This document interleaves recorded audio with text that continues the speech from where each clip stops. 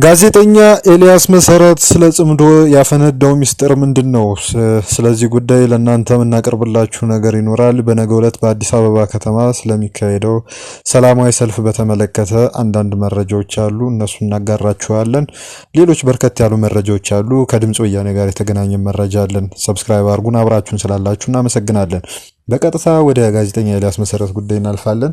ከዚህ በፊት በኤርትራ መንግስት ጥላ ስር የተለያዩ የኢትዮጵያ ተቃዋሚ ኃይሎች በሱዳን የተለያዩ አካባቢዎች እንዲሁም ደግሞ በትግራይና ኢትዮጵያ ድንበር በኤርትራና ኢትዮጵያ ድንበር አዋሳኝ አካባቢዎች የተለያዩ እንቅስቃሴዎች ሲደረጉ ነበር። ጽምዶ የሚል ስያሜ ተሰጥቷቸው ነበር። ስለዚህ ጉዳይ እኛም በተለያየ ጊዜያት በሰፊው የገለጽንላችሁ ነገር ነበረ። ይህ የጽምዶ እንቅስቃሴ እንደዚሁ ተራ የሆነ እንቅስቃሴ ሳይሆን በመንግስት ደረጃ ተጽዕኖን የፈጠረ እንቅስቃሴ ነው ሲሉ በርካቶች በተጽዕኖ ፈጣሪነቱ ልክ ሲያነሱት ይታያሉ። በሌላ በኩል ደግሞ አገሪቱን ወይም ኢትዮጵያን ከስረ መሰረቷ የሚያፈርስ ጥምረት ነው ሲሉ በርካቶች እየነቀፉት ይገኛሉ። ይሄውም የኢትዮጵያ ታሪካዊ ጠላቶች ተብለው በርካቶች የሚጠሯቸው እንደ ግብጽና ሌሎች የመካከለኛው ምስራቅ ኃይሎችን በጀርባው የያዘ እና አገሪቱን ለማተራመስ መንግስት አልባም ለማድረግ ታስቦ እየተደረገ ያለ እንቅስቃሴ ነው ሲሉ ኮንነውት ነበር። በተለይም ባለፈው ወራት ውስጥ በፖርት ሱዳን ከተማ የተካሄደው የጽምዶ እንቅስቃሴ የበርካቶችን ትኩረት ስቦ ነበረ። በዚህም እንቅስቃሴ ወይም ደግሞ በዚህ መርሃ ግብር ላይ በርካታ እንግዶች ተገኝተው ነበረ። ከነዚህም ውስጥ አንደኛው አቶ አንዳርጋቸው ጽጌ ሆነው ተገኝተው ነበር። አቶ አንዳርጋቸው ጽጌ በዚያ መርሃ ግብር ላይ አድርገውት በነበረው ንግግር ወቅት እንደገለጹት ይሄ የጽምዶ እንቅስቃሴ በምስራቅ አፍሪካ ቀጠና ላይ ሰላምን ለማስፈን እና ቀጠናዊ መረጋጋትን ለመፍጠር ታልሞ እየተካሄደ ያለ ነው ሲሉ ነበር የገለጹት። ከዛም በፊትም በካርቱም ከተማ በሂልተን ሆቴል በተካሄደውም የጽምዶ እንቅስቃሴ ላይ ይሄንኑ ተመሳሳይ ሐሳብ በቪዲዮ በተቀረጸ መልእክታቸው ላይ አስተላልፈው ነበረ። አሁን እንግዲህ ይሄን የጽምዶ ጉዳይ እንደገና ያነሳ ነው ጋዜጠኛ ኤልያስ መሰረት ስለ ጽምዶ የግል ምልከታውን ባሰፈረበት ጽሁፍ ላይ ነው ትኩረት በማድረጋችን ምክንያት ነው ይሄን ጉዳይ ያነሳ ነው። ይሄን ጽሁፍ በይፋዊ የማህበራዊ ትስስር ገጹ ላይ አቅርቦት ነበረ። ጽምዶ የተባለው የስብስብ በጋራ ጥቅምና በሰላም ላይ የተመሰረተ ሳይሆን የውስጥ ችግሮችን በኃይል ለመፍታት ከውጭ ኃይል ጋር መጣመርን የመረጠ ኃይል መሆኑን እያሳየ ነው በማለት ጋዜጠኛ ኤልያስ መሰረት ጽሁፉን በነቀፌታ ይጀምራል። አያይዞም ይህ አካሄድ ደግሞ ታሪካዊ ስህተትና የህዝብ እልቂት ምንጭ መሆኑ የማይቀር ነው። የውስጥ የፖለቲካ ልዩነቶችንና ቅራኔዎችን በውይይት በእርቅና በሰላማዊ መንገድ በሀገር ውስጥ ከመፍታት ይልቅ የውጭ ኃይላትን ጦርና ጋሻ ጋብዞ የገዛ ወገንን ለማስጨፍለቅ የማሰብ እኩይ ተግባር ነው ሲል ጽምዶን ኮንኗል። ቀደም ሲል የኢትዮጵያ መንግስት ከኤርትራ ጋር በመጣመር በራሳችን ህዝብ ላይ ያደረሰውን ሰብአዊ ቀውስና ስቃይ ስንተች የነበረውም ለዚሁ ነው። ምክንያቱም እንዲህ ያሉ አስተላለፎች የህዝብን ህልውና የሚያጠፉ ሀገርን ለባዕድ ጣልቃ ገብነት አሳልፈው የሚሰጡና ጠባሳቸው ለትውልድ የማይሻር በመሆኑ ነው። በመሆኑም አሁንም ሆነ ወደፊት ማንኛውም አካል በየትኛውም ስም ጽምዶ የሚል ስብስብ ፈጥሮ የህዝብን ስቃይና መከራ የሚያበዛ ከሆነ በምንም አይነት መመዘኛ ተቀባይነት ሊኖረው አይችልም። የፖለቲካ ትርፍ ለማግኘት ሲባል ሰላማዊ ሰዎችን ህይወት መገበሪያ ማድረግና ሀገርን ማፈራረስ የታሪክ ተጠያቂነትን ያስከትላል። እውነተኛ መፍትሄ ሊመጣ የሚችለው ከውጭ ኃይላት በሚገኝ የጦር ድጋፍ ሳይሆን በሀገር ውስጥ ኃይሎች በመካከል በሚደረግ እውነተኛና ሁሉን አቀፍ ውይይት ብቻ እንደሆነ በጽኑ አምናለሁ። ሰላም የሚገነባው በጠመንጃ አፈሙዝ ሳይሆን በሰላማዊ ድርድር ነው ሲል ነው ሐሳቡን የቋጨው።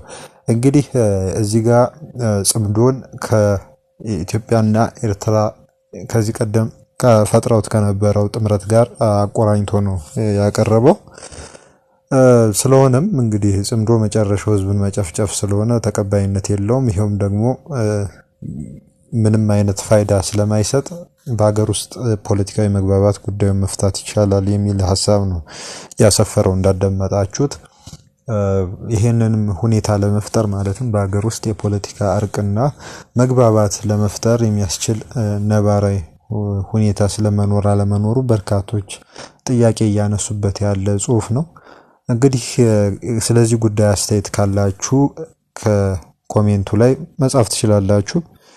አስተያየት ማስፈራችሁን አትዘንጉም። እንደገና ወደ ሌላ መረጃ ስናልፍ በአዲስ አበባ የታቀደው ሰልፍ በትግራይ ላይ ያነጣጠረ ግልጽ ጦርነት ለመክፈት ያለመ ነው ብሏል ህወሓት። በዛሬው ዕለት ጋዜጣዊ መግለጫ ሰጥቷል። በዚሁ መግለጫ ላይ እንግዲህ የህወሓት ቃል አቀባይ አቶ ሚካኤል አስገዶም ማብራሪያ ሰጥተዋል። ሐምሌ 11 ቀን 2018 ዓ.ም ማለትም በነገው ዕለት በአዲስ አበባ ሊካሄድ ተዘጋጅቶ ስላለው ሰላማዊ ሰልፍ በተመለከተ መግለጫ የሰጡት አቶ ሚካኤል ይሄው ሰልፍ በትግራይ ላይ ያነጣጠረ ነው፣ በትግራይ ግልጽ ጦርነት እንዲጀመርም የሚጠራ ነው ሲሉ ተናግረዋል። ይህንንም ጉዳይ ህዝቡ በግልጽ ሊረዳው እንደሚገባም ነው ያሳሰቡት። አቶ ሚካኤል እንዳሉት ሰልፉ በዋናነት በፌዴራል መንግስቱ አማካኝነት የተዘጋጀ በገንዘብ የተደገፈና እየተንቀሳቀሰ ያለው እንቅስቃሴ ነው ብለዋል። ቃል አቀባዩም አያይዘውም ሰልፉ ቀደም ሲል የተፈጸመውን ጄኖሳይድ ወይም የዘር ማጥፋት ወንጀል ለማስቀጠል በትግራይ ላይ ግልጽ ጦርነት ለማወጅ ዓለም አቀፉን ማህበረሰብ ለማሳሳት በተጋሩ መካከል ክፍፍል ለመፍጠርና እርስ በርስ ግጭት ለማስነሳት ያለመ ነው ሲሉ ተናግረዋል። በተጨማሪም የሰልፉ ዋና አዘጋጅ ያገዛዙ ጠቅላይ ሚኒስትር አብይ አህመድ ነው ያሉት ሲሆን በዚህ እንቅስቃሴ የሚተባበሩ የትግራይ ተወላጆችም አሉ ብለዋል። ሰልፉ የተፈናቀሉ ወገኖች ወደ ቀያቸው እንዳይመለሱ፣ የተያዙ መሬቶች እንዳይመለሱና ትግራይ በተከፋፈለ ሁኔታ እንድትቀጥል ያለመ ነው ሲሉም ኮንነዋል።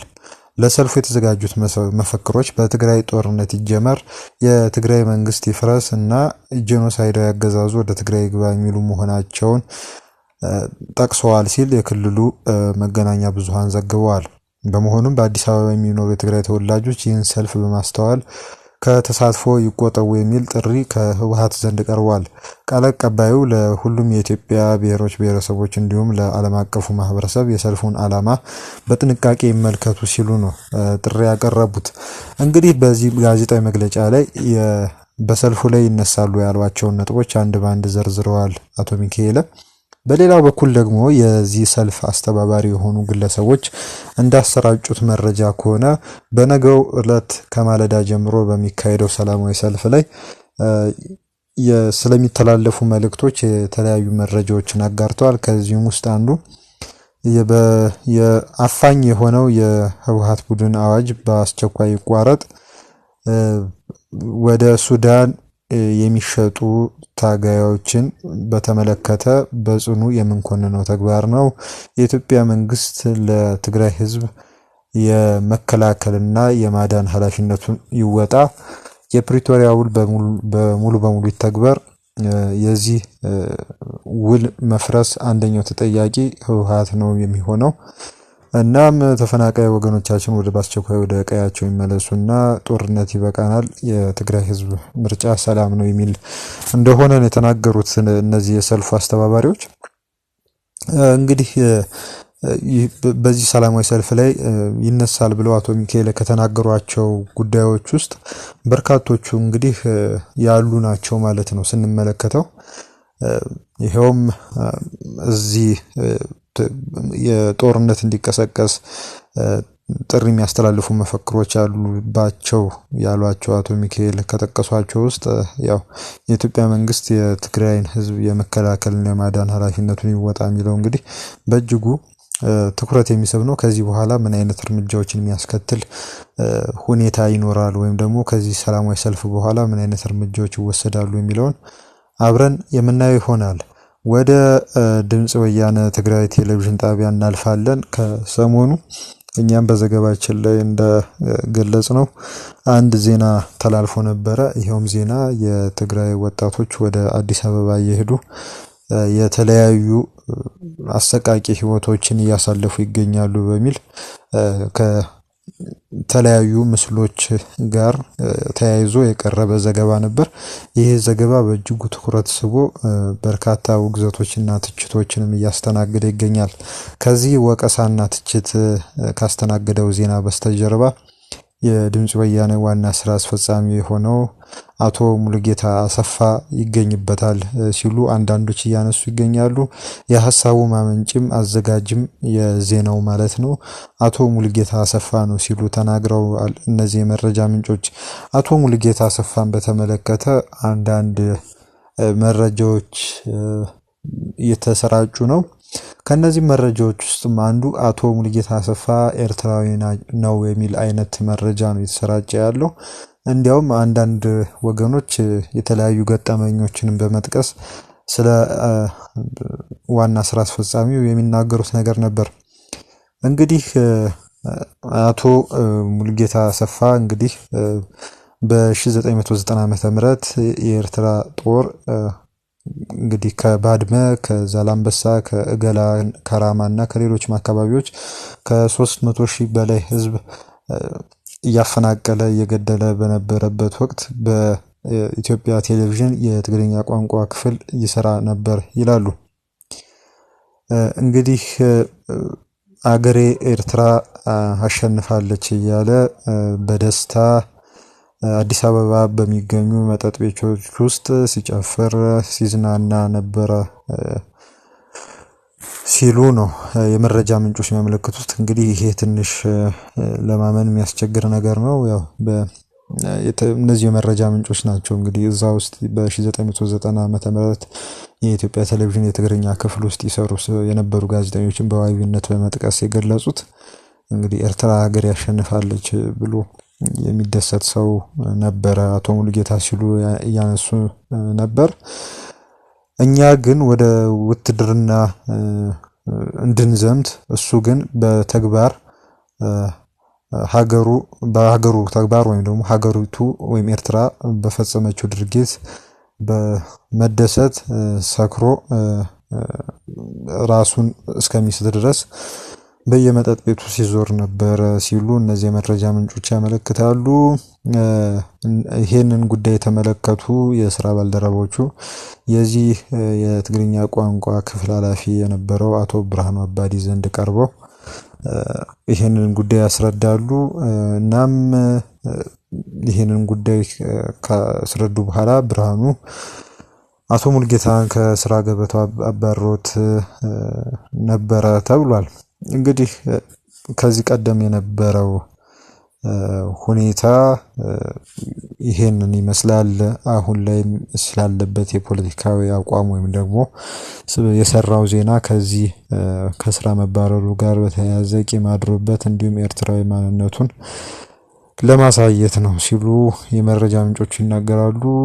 ከዚህ ባሻገር በማህበራዊ ሚዲያ እሱን በተመለከተ የተለያዩ ጉዳዮች እየተጻፉ ተመልክተናል። በዚህ ዙሪያ እንግዲህ አቶ ሙሉጌታ የሚሰጠው አስተያየት ካለ እኛም መድረክ ለመስጠት ዝግጁ ነን። ሁለተኛም ደግሞ የሚሰጠው ሀሳብ ወይም በፌስቡክ ላይ የሚያጋራው ጉዳይም ካለ ይዘን የምናቀርብ ይሆናል። እንግዲህ አንዳንድ ጉዳዮች አሉ። እነሱን አንስተን እንግዲህ የዛሬውን ዝግጅት እንግዲህ እንቋጫለን ማለት ነው። የቴዎድሮስ ካሳሁን ወዳጅ እንደሆነ ይታወቃል አቶ ዩሱፍ ያሲን። እንግዲህ አቶ ዩሱፍ ያሲን የዋስትና እገዳ በመርማሪ ፖሊስ ወይም ደግሞ በአቃቢ ሕግ ተጥሎ እንዲጣልበት ተጠይቆ ተጥሎበት ነበረ።